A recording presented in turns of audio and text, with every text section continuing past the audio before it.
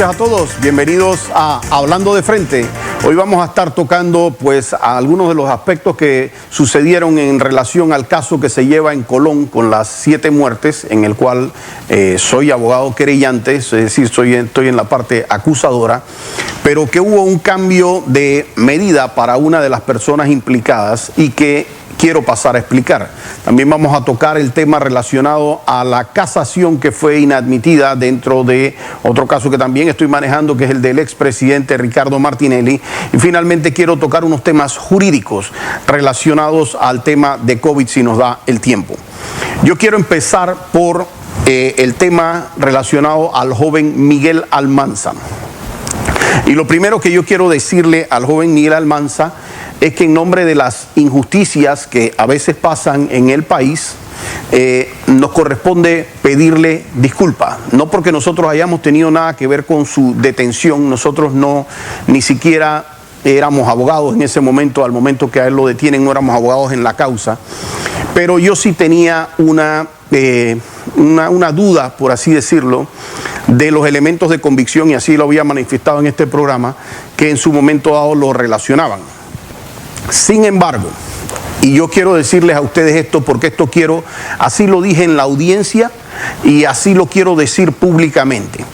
En este programa nosotros no le regalamos felicitaciones a fiscales, ni yo tampoco los defiendo cuando hacen algo incorrecto. O sea que para que yo le haga una defensa a un fiscal, para que yo le haga una felicitación a un fiscal, es porque entiendo que en efecto han actuado de manera correcta.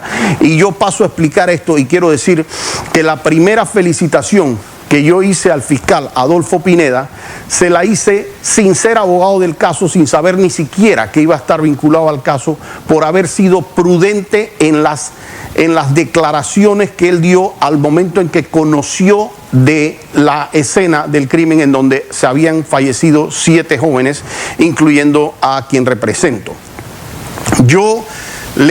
¿Por qué motivo yo quiero hacer esto? Porque a veces el Ministerio Público está en una situación muy difícil. Y es una situación muy difícil que incluso nos lleva a nosotros muchas veces a cuestionarlo mediáticamente para generar un balance mediático de lo que a veces causa detenciones de personas. Yo les quiero decir que la detención que se dio del muchacho Miguel Almanza, pese a que fue una errónea detención y pese a que fue una lamentable detención, no es atribuible ni al juez ni es atribuible al fiscal. Yo no puedo entrar en mayores pormenores del caso, pero sí les puedo decir, es decir, no les puedo mencionar nombres de por qué se dan los motivos, pero sí les quiero decir de dónde en mi criterio nació el error para detener a este muchacho, y de hecho yo voy a pedir una investigación en ese sentido porque creo que el error viene de una unidad de la Policía Nacional. Cuando usted es un fiscal, y aquí yo quiero hablar primero porque dije que iba a felicitar a un fiscal, y es al fiscal David Medina. ¿Y por qué felicito al fiscal David Medina? Porque yo por años he visto situaciones en donde un fiscal ve que tiene elementos que cambian la vía de su investigación o que no eran la primera hipótesis que ellos debían sustentar. Y a pesar de él saber que no tiene un caso que puede sustentar, miren, se van con esa supuesta verdad inicial hasta la muerte, no importa si pasa la persona 3, 4, 5 años detenida, y entonces después ni siquiera disculpas le dan. Cuando nosotros nos corrieron traslado de la petición que hizo el señor abogado del señor Miguel Almanza, el colega Moncada, a nosotros nos preguntan si yo objetaba la salida del señor Miguel Almanza. Y mis palabras para el juez fue decirle: míreme a los ojos, juez, porque estábamos en una conferencia de Zoom, era la forma en que se estaban dando las audiencias, y le diga, si yo sintiera que ese muchacho tuviera algo que ver con este caso, yo me le voy como un tigre para encima. Entonces quiero que me entienda, señor juez, que yo no es que no estoy objetando su salida, es que yo le ruego que lo suelte, porque tenemos a una persona mal detenida en este caso. Y esa persona que estaba mal detenida, ¿verdad? La fiscalía tampoco se opuso, como se ha dicho en los medios de comunicación, tampoco se opuso a la salida de esa persona. Han preguntado por qué se mantiene una medida cautelar de firmar y de una medida cautelar sobre el señor Miguel Almanza, si se le está básicamente desvinculando de los hechos. Bueno, el derecho tiene una forma de activarse y eso fue lo que peticionó su defensa. A nosotros solo nos quedaba o oponernos o no oponernos a lo que estaba haciendo su defensa.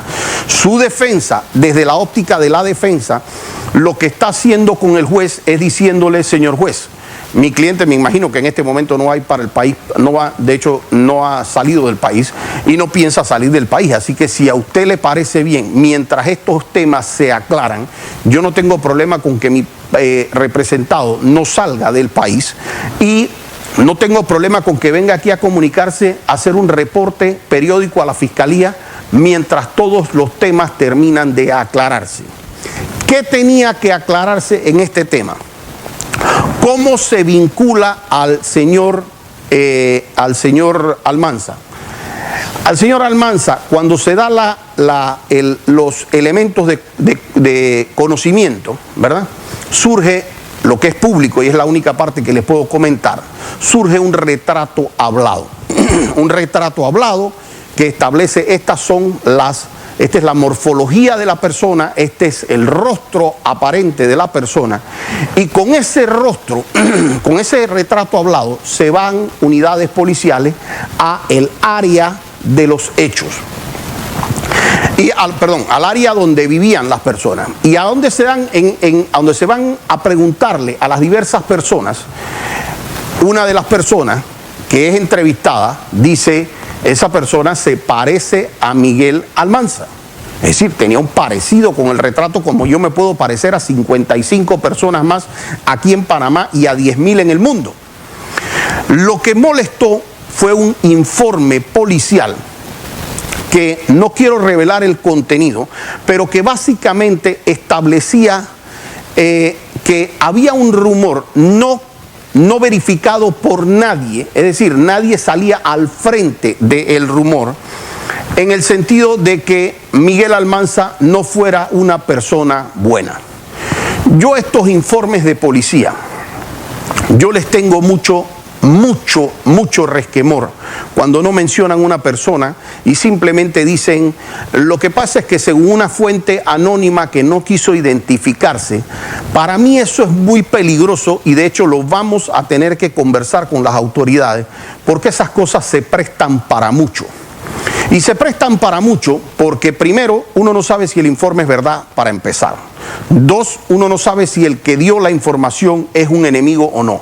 Tres, no hay ley en este país que le permita a un policía hacer las veces de fiscal y conceder a una persona la condición de testigo protegido.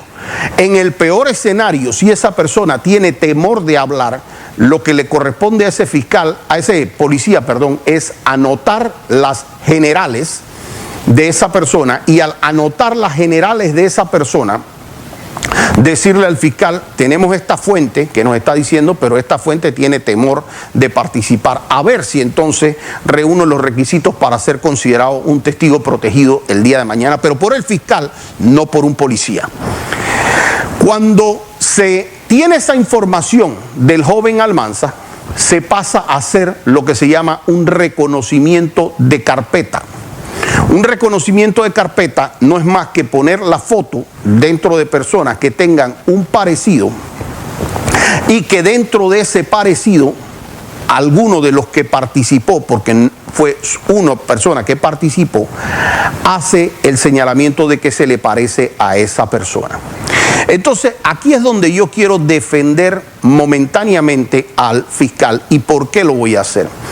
Porque si uno tuviese un caso en donde le están diciendo a la policía que pudiera haber una persona de peligro, que uno de los sobrevivientes está haciendo un señalamiento por lo menos bastante directo sobre la persona, está haciendo el reconocimiento en carpeta y tiene 7 muertes en la mitad, uno no quiere ni 8, ni 9, ni 10, y eso puede producir un error, pero puede darse en una detención como la que se tuvo. Es decir, no estoy diciendo que necesariamente tiene que ser así, pero en un 95% de los casos yo diría que cualquier abogado penalista que estuviese ejerciendo como fiscal hubiese tomado la decisión de conducir a esa persona, traerla y asegurarla. ¿Qué pasa? La fiscalía, cuando empieza a recibir esto, se da cuenta que hay una reacción del pueblo, de gente que está defendiéndolo y más bien diciéndolo, ese pelado es un santo, ese pelado es muy bueno, es un pelado que no está en esos problemas, y le llama la atención también que la gente esté haciendo ese nivel de defensa que no es normal hacerla por alguien que anda en malos pasos.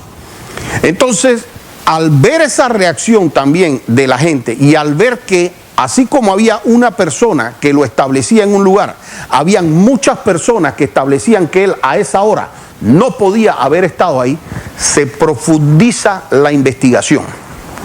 Y cuando se profundiza la investigación, empieza a tenderse el cerco sobre 2 personas, por lo menos sobre una muy en particular, que era la que había estado con el rostro descubierto y se podía hacer esa relación. Esa persona, al darse cuenta que tiene un cerco montado entre la fiscalía y la policía, esa persona decide entregarse con sus familiares y hacer de conocimiento su participación en los hechos y señalar a otra persona y decir: el señor Almanza no tiene que ver en ese escenario. ¿Qué es lo que pasa? Hay muchos de estos aspectos que tienen que consignarse en pruebas anticipadas para que puedan tener un mejor valor probatorio que lo que tienen simples entrevistas hasta ahora, aunque estén firmadas. Sin embargo, en ese momento, la Fiscalía procede de una vez a decir: nosotros no tenemos objeción con que quede en libertad el señor Almanza.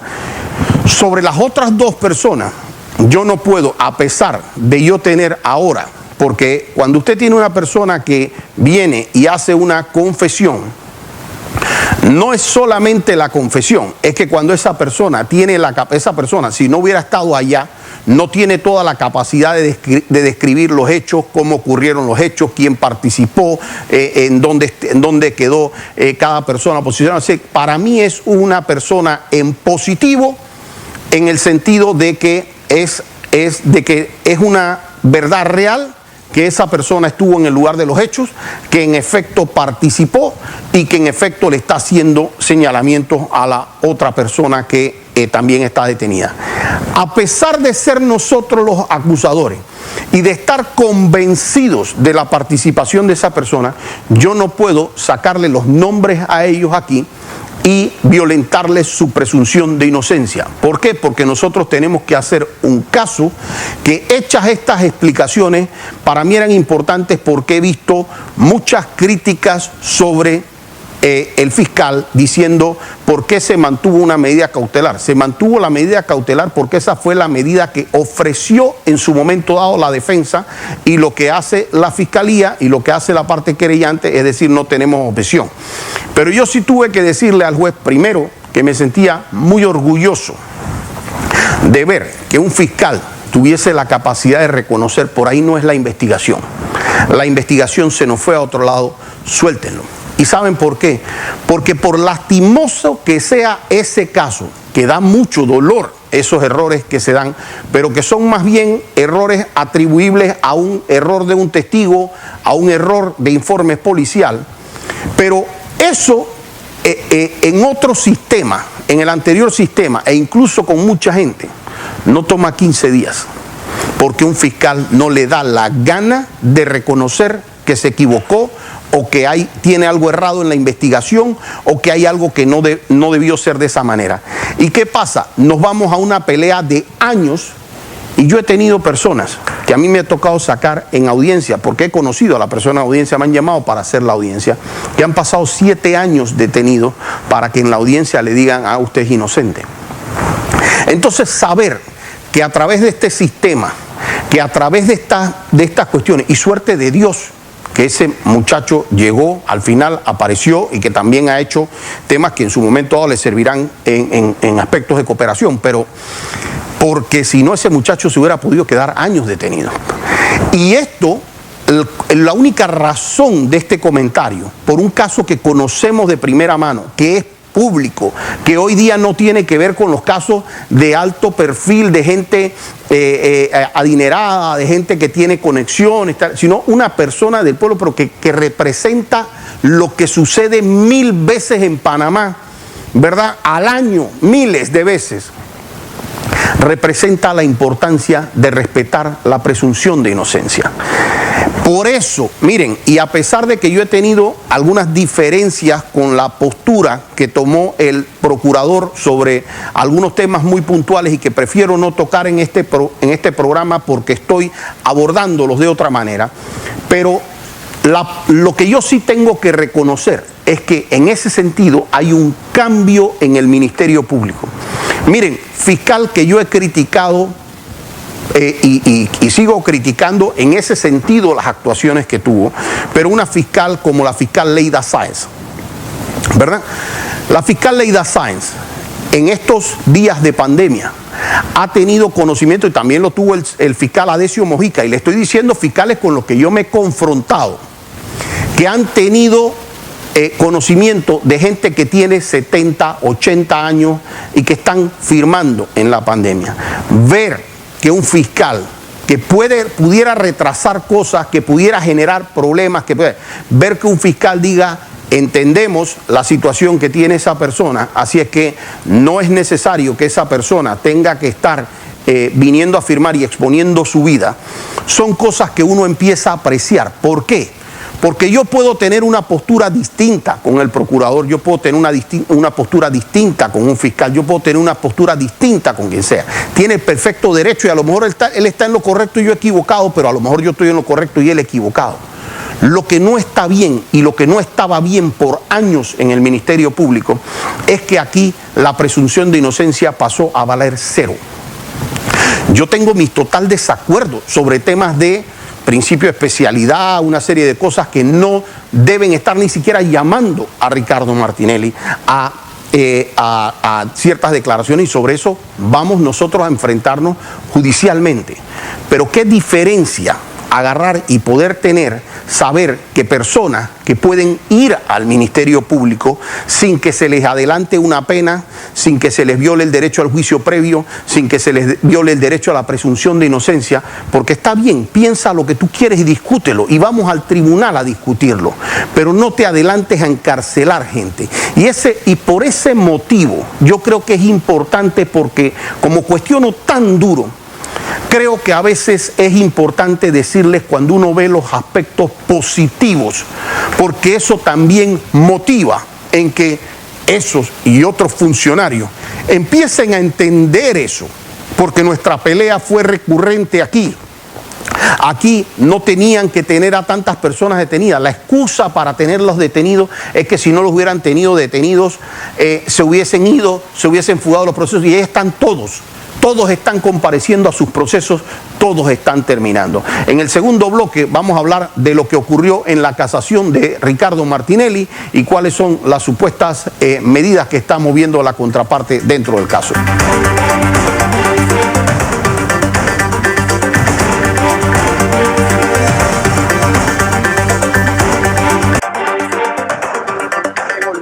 Olvidé decirles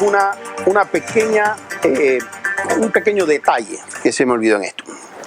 Y en esto es el objeto real de este programa. El objeto real de este programa es tratar de generar un balance en cuanto a la información desde mi óptica, que puede estar supremamente equivocada o puede servirles en algo la experiencia que tengo como abogado, para tratar de enfocarles a la gente, para que la gente entienda por qué una medida cautelar, por qué es que se dio una detención, por qué es que le dan la fianza, por qué es que al asunto.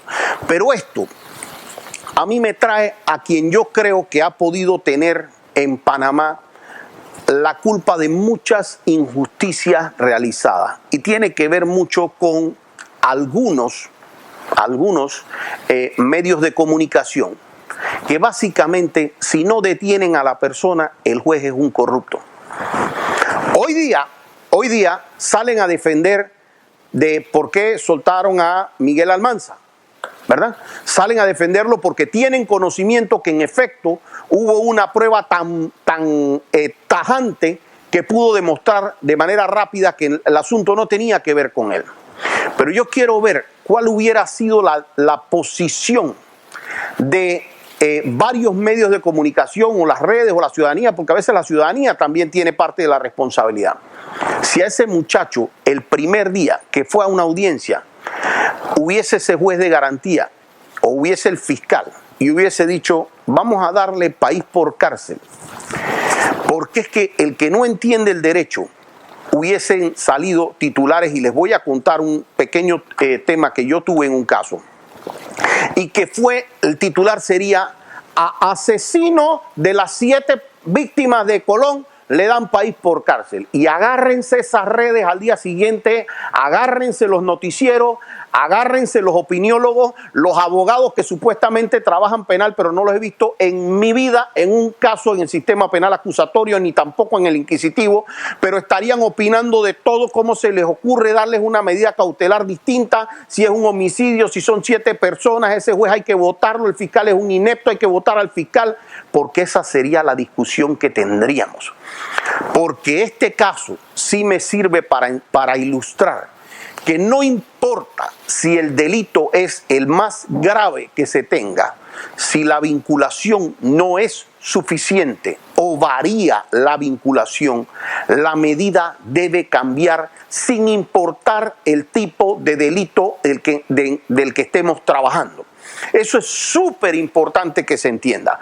Fíjense, yo tengo, y me llamó un colega que conoce de un caso, no lo quiero presentar en el día de hoy porque yo, para hacer una presentación aquí, yo pido ver carpeta, yo pido ver yo mismo los videos, me mandó una parte de lo que tenía en conocimiento, pero no suficiente para pronunciarme, pero me comenta que hay una persona que está detenida en un caso muy similar por un señalamiento en una carpeta, ¿verdad? Que ya sabemos que la carpeta tiene innumerables equivocaciones, que lo señalan supuestamente en un lugar de los hechos, pero cerca de 10 personas lo señalan en otro lugar de los hechos.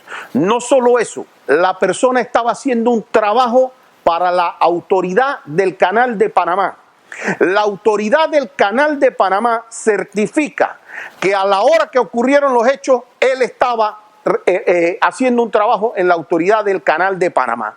No hay un solo elemento adicional que vincule a esa persona y la fiscalía ha sido incapaz, y voy a investigar ese caso porque lo voy a sacar aquí, ha sido incapaz de decir, disculpe, puede ser que nos equivocamos. Y entonces quieren ir con la persona 3, 4 años porque no les importa. Y eso sí es lo que a mí me molesta, porque yo puedo debatir con el fiscal que quiera, que él tiene un caso y puede hasta entenderlo y él puede verlo desde su óptica. Pero nosotros podemos tener otra óptica. Lo que me molesta es el abuso en donde la libertad no vale para ellos un real, la presunción de inocencia no vale un real, el tener que hacer un juicio previo y un debido proceso no vale un real. No entienden que hay cosas que pueden modificarse y que deben hacer cosas tan grandes y valiosas como las que hizo en la audiencia el fiscal David Medina, que vuelvo y lo felicito porque no es común ver esto. Y quisiera que fuera común. Quisiera que un fiscal, cuando vea algo como un tigre, que se vaya como un tigre detrás de la persona, pero calladito, calladito. Yo tengo que hacer el caso contra esas 2 personas y ustedes ya no me van a ver aquí sacando que Juan sí hizo esto, que Pedro hizo esto, que tal y tal, tal. No, nosotros vamos a ir callados a nuestras audiencias y si Dios nos lo permite, vamos a sacar un veredicto de culpabilidad. allá, sin tener que estarle yo poniendo aquí la foto de uno, la foto del otro, que es que si lo sueltan es un culpable, si no el juez es corrupto, si no el tribunal es corrupto. Nosotros vamos a hacer nuestro trabajo reforzando nuestras pruebas. Y eso es lo que yo quisiera ver un fiscal. No quisiera ver un fiscal haciéndome un caso y sacándome PowerPoint, que es que tenemos el proceso del gallero y agarramos todas esas cosas y resulta ser que no tenían nada que ver con esto. El otro día me dijo la abogada de Pani Pérez, me dijo, esto mató a Pani Pérez. Este caso terminó matando a Pani Pérez. Y cuando yo de verdad me quedé, que se me pelucaron los pelos, cuando a mí me dijeron que todas esas fotos que habían sacado en su momento allá no tenían nada que ver con incautaciones del caso. Yo no lo podía creer. Tuve que pedir ver carpeta para saber que en verdad no tenían que ver con esas incautaciones. Cuando nosotros veíamos los PowerPoint, yo no tengo ningún problema con que un fiscal hubiese interpretado, mira, yo interpreto que aquí sí hubo un peculado, por ejemplo, en la caja de ahorro. Yo no me hubiese molestado si un fiscal interpreta eso y él hace un caso. Pero si todas las personas iban voluntariamente allá a darse a sus explicaciones, ¿por qué los detiene? ¿Por qué me haces una conferencia de prensa con un PowerPoint diciendo que ya todas estas personas son culpables y los exhibe? No, ¿para qué? Para después perder el caso con las 22 personas. Porque eso es lo que nosotros reclamamos. Y es lo mismo que reclamo para el caso de Ricardo Martinelli, ¿verdad? Para el caso de Ricardo Martinelli, que tuvimos ahora el tema de pinchazo, ahora salió la casación en favor de nosotros. Le fue inadmitida la casación y la clase ay Dios mío, no sé si llamarlo regaño, pero la clase de docencia que hace ese fallo. Y les dice la clase de inconsistencia que tienen en ese fallo. Es un fallo histórico. Porque no solamente se lo dice a los casacionistas, se lo dice también a los de los recursos de anulación, que ahora les voy a explicar un poquito ese tema de manera muy corta porque tampoco es el objeto de mantener el debate. Pero fíjense qué bien hubieran hecho esos fiscales, que vamos a poner que ellos entendieran que hubiese toda la responsabilidad de Ricardo y que ellos creyeran todo eso. ¿Por qué simplemente no se quedaron callados?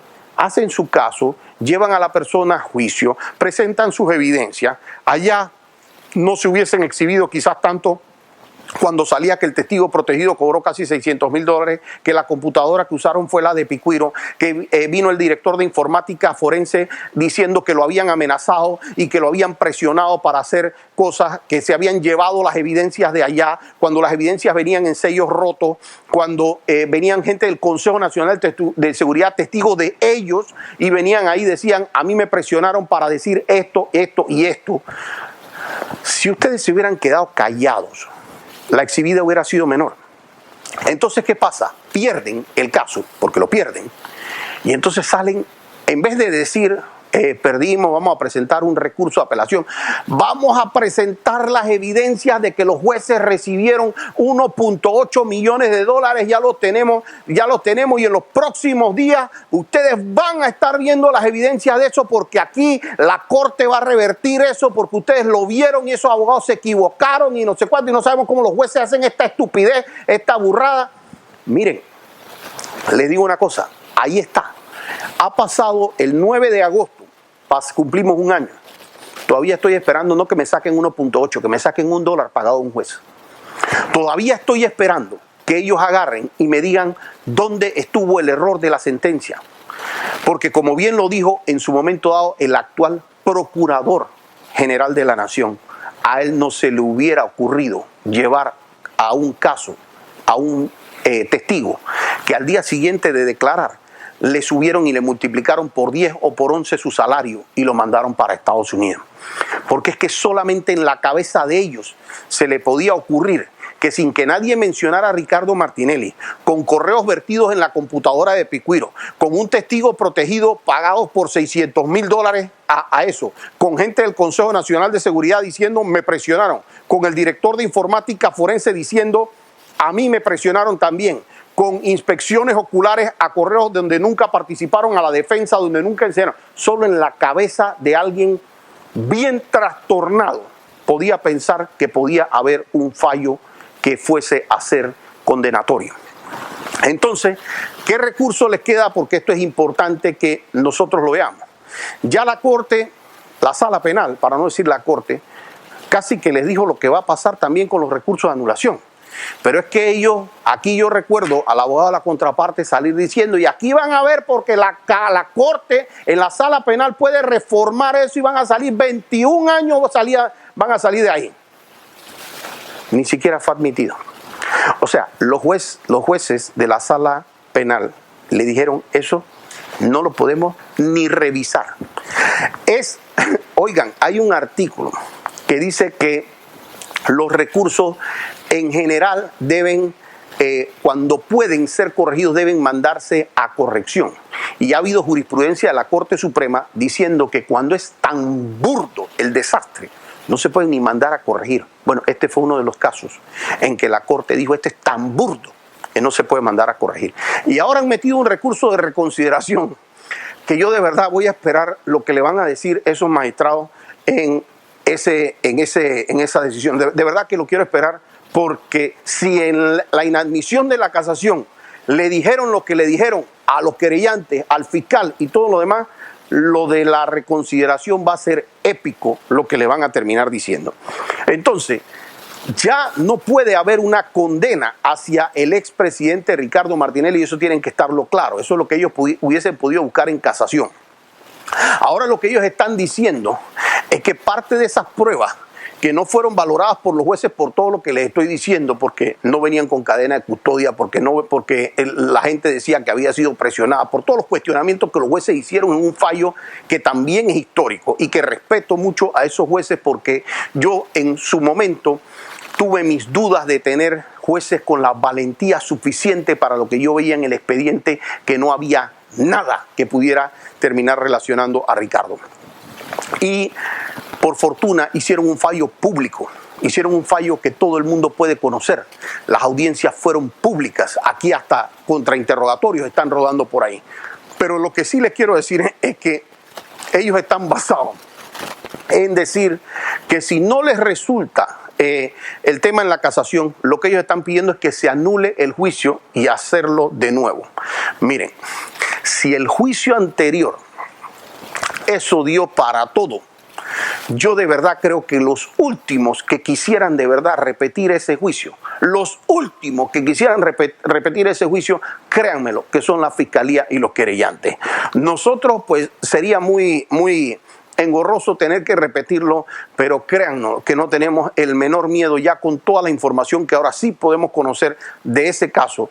Si tuviera que repetir ese juicio, pero la posibilidad de ellos es como la posibilidad que tengo yo de llegar a Marte caminando.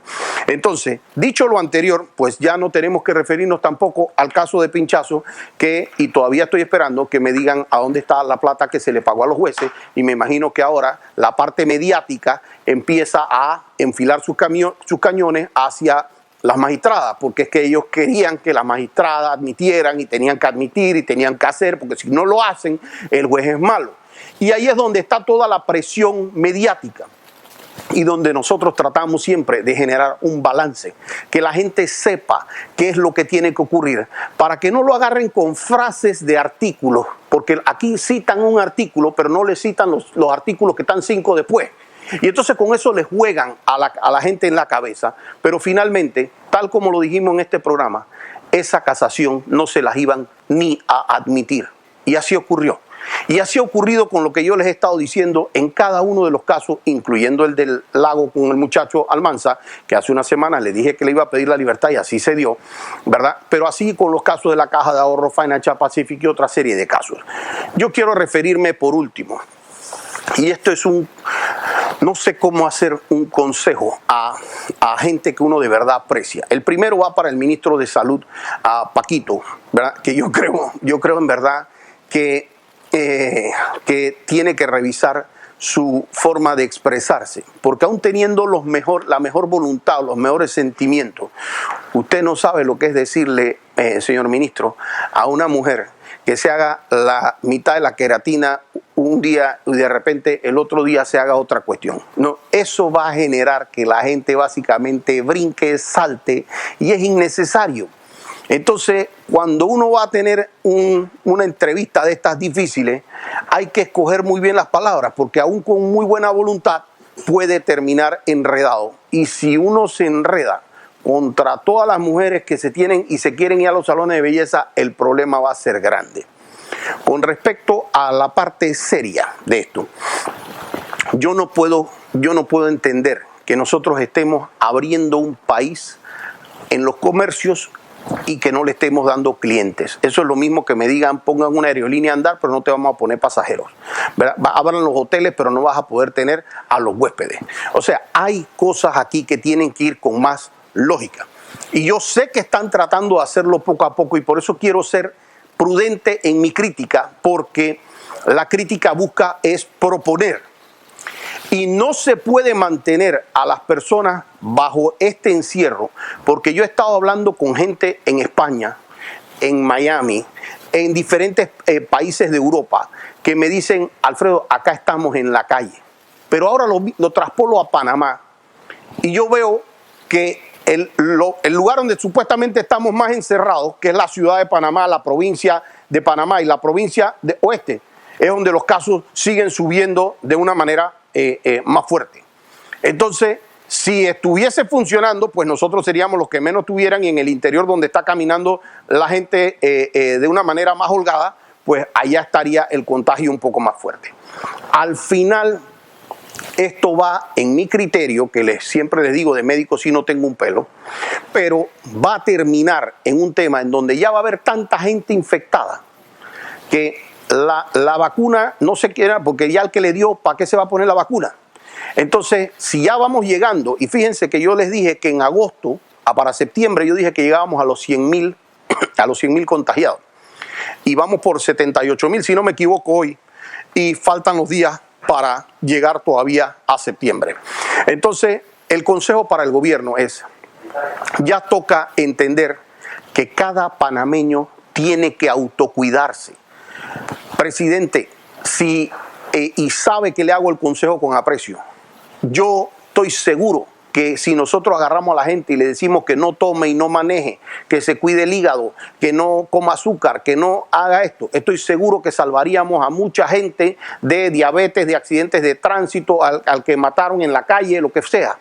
Pero es que no se puede controlar todo un país, es imposible. La buena voluntad puede existir, pero no se va a poder hacer. Y la única manera es, al igual que se le da a las personas, bueno, si toma y maneja se puede estrellar, si lo agarro manejando pues y tomando lo tendré que multar, lo tendremos que hacer porque no está tomando los cuidados adecuados, pero no puedo seguir con un país cerrado. Entonces, el mensaje es ese. Las personas tienen que tener su autocuidado, las empresas tienen que tener su autocuidado, los trabajadores, los empresarios, los ejecutivos tienen que tomar sus precauciones. Cada empresa, cada restaurante, cada hotel, cada aerolínea tiene que tomar su propio riesgo. Si en mi oficina se da una infección colectiva, el que pierde soy yo como empresario, el trabajador pierde. Así que él es interesado en cuidarse y yo soy interesado en que se cuide, porque si no mi oficina se paraliza. Pero tenemos que traspasar eso, y creo que hasta desde el punto de vista político fuera importante para el gobierno, porque lo que está pasando es que el gobierno está poniendo las condiciones y el ciudadano no las está acatando en muchas cosas. Pero ¿quién está cargando con esa culpa? El gobierno, que es el que está poniendo esas condiciones.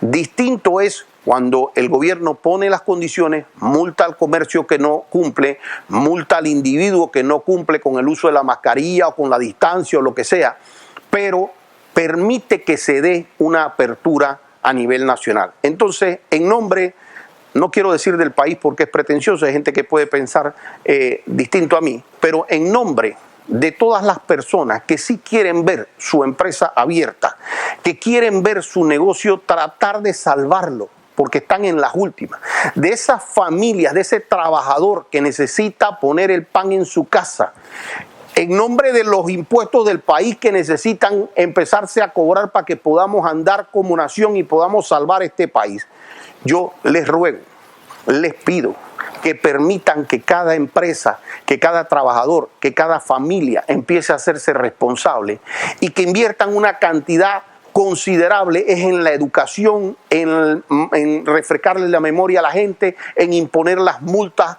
que se tengan que imponer por los incumplimientos, en recordar el uso de las mascarillas, el alcohol, el jabón, todo lo que quieran, pero que permitan la apertura del país. Así los dejo yo hoy. Hasta el próximo jueves, hablando de frente, no sin antes recordarle que el martes jurídico es en @Vallarino Panamá en Instagram. Lo veo el próximo jueves.